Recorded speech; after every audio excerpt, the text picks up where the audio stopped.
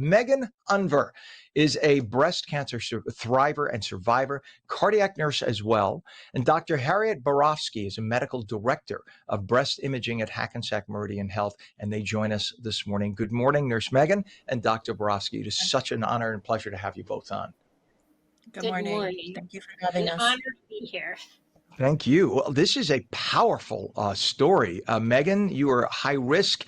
Her cancer small, that it was so small that it was barely visible, but thanks to advanced screening and breast MRI that you had, it was caught early. So that early detection may very well have saved your life. And Dr. Borofsky was the one who recommended that scan, and her team is now using AI-assisted technology and risk assessments across Hackensack Meridian Health to help find breast cancers earlier, even in average risk women, which is a breakthrough like none other, right? Because the earlier you detect this, the more likely you are to cure it, right? To get rid of it. Am I right on that one? Let me ask Dr. Borofsky on that first.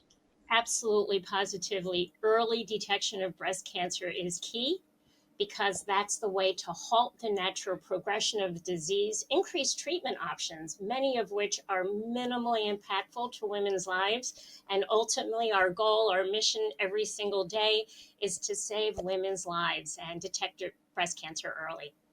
Amen to that. And Megan, you were getting mammograms and ultrasounds every single year. You were doing everything you were supposed to do. So what made this year different that Dr. Borofsky said, you know what, let's go get an MRI? Well, you can ask her, but from my understanding is that because of my family history, my very dense breasts, and those combined really kind of triggered her to, order the MRI and take the next step. And thank God she did. And we'll talk to Dr. Borofsky on that one in a minute. I just want to know the moment you found out that you had breast cancer. I can't. In fact, I get sick in my stomach thinking about those words. What went through your mind at that moment? Well, ironically, I was at work taking care of patients. So I had kept on, refreshing my screen for results. I had a sinking gut feeling. And yeah, seeing that show up as a positive, I immediately got up, told my coworkers, can you please take over, and walked down the hallway, called my husband, called my best friend, and then Dr. Borofsky called right after that. But it's a sinking, gutting feeling, regardless of what you may or may not be expecting and anticipating, regardless of your history and the complexities. It's a gut punch for sure. Oh, God. And Dr. Borofsky, so what was it about that year that you said, you know what, let's go get an MRI? Well, I'm going to start by saying screening mammograms for breast cancer are absolutely essential. But for many women, they are not enough. First, having a negative mammogram doesn't mean you don't have breast cancer. It means that a cancer was not detected. And secondly, some women, particularly those that have dense breast tissue and those that are high risk and have dense breast tissue, and that's Megan's story, mammograms alone may miss 20 to 30% of breast cancer. Right. So what we have implemented is a more personalized, risk-based approach to screening for breast cancer. So for Megan, it was a mammogram and ultrasound, which looked fine, but then she met criteria for more advanced additional, what we call high-risk screening, with an MRI in 6 months. And it is the contrast. We give contrast by vein, looking for breast cancers in high-risk women, because certain more aggressive cancers bring in abnormal vessels so that they can grow. As the first thing they do, an MRI, and the contrast we give is absolutely key in detecting those very early but aggressive cancers. And that was Megan's story.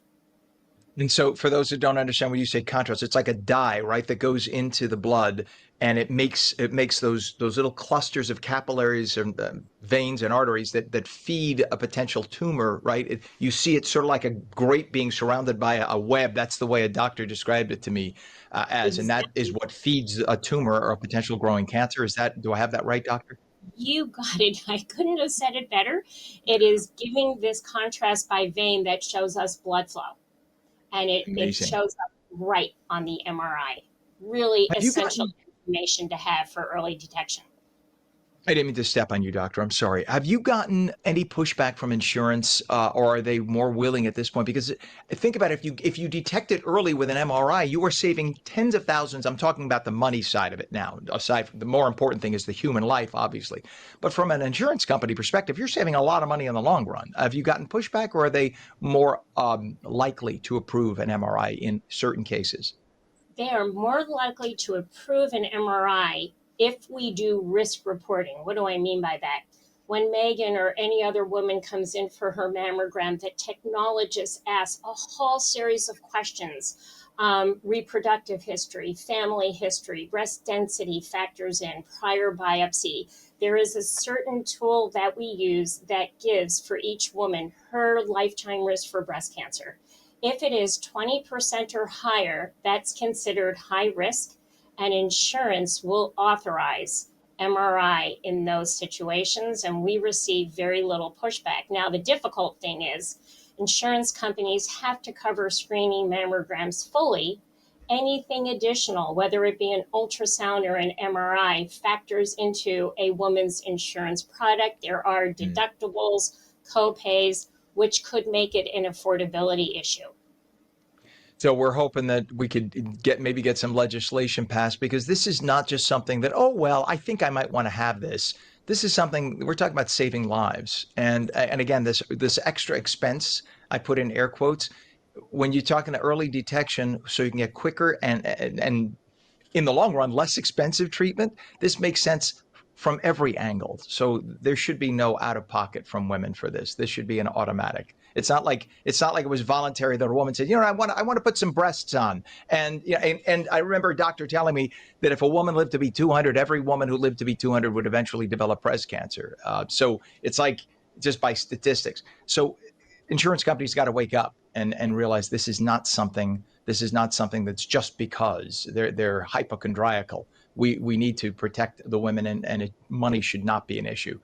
Over to Megan, if I could. I'm sorry, I sound more like I should join a board of advisors, so that people wake up and realize this. And it's amazing that it isn't just automatic. Megan, if I can ask, as a nurse, um, it must be more unnerving for you, because you know what the medical terminology is and whatnot. So, did you always go about every time you had a medical checkup yourself thinking the worst? Or are you there? Because I have two nurse friends who are both very stressed out every time they go for a checkup. Yeah, I think that I work really hard at having that healthy awareness, as I like to say, and not having it consume me. And that was the way I went about my preventative treatment and all my tests and my mammograms and ultrasounds. And then, unfortunately, once you do have cancer, it always does have a seat at the table. So I try to keep that seat pretty far down at the table, but you still need to have that healthy awareness. But it's hard. You really have to work hard to not let it consume you, because it can easily happen. Well, I should mention right now, Dr. Borofsky, you're over at Hackensack Meridian Health, and you guys recently upgraded to AI assisted 3D mammography. Now that helps, right? But you still need a trained eye. I have a friend who's a radiologist who says AI helps, but you need to know what to look for. Do I have that one right too? You've got it right. Physicians, radiologists are human beings. Let's be real. Um, we get tired, we get distracted, we absolutely do our best. We are looking at thousands of images at a very fast pace. I feel like the AI enhances my ability to detect breast cancer. It is a robust image checker, and it does detect some very subtle areas that could be cancer, architectural distortion, and calcifications. Right now, we still do need human beings to interpret those images, to see patients, to perform procedures. Will there be a day when AI actually reads screening mammograms? It's called autonomous reads. That day may happen. It's not today. It could be in the future, but given the shortage of physicians, that too may enhance our ability to provide care for screening mammograms. Amazing. Well, it is so good to have you both on. We need to know more of this, especially as the technology increases. Dr. Borofsky, you have to come back too and talk more about this. We'd Megan love to. Unver, a breast cancer thriver and cardiac nurse, God bless you and congratulations on getting the Thank you. treatment you got and finding this early. And Dr. Harriet Borofsky, I could talk to you for hours, medical director of breast imaging at Hackensack Meridian Health. Thank you both for joining us this morning. We appreciate you. Thank you. Thank you, Thank Ken. you. You bet.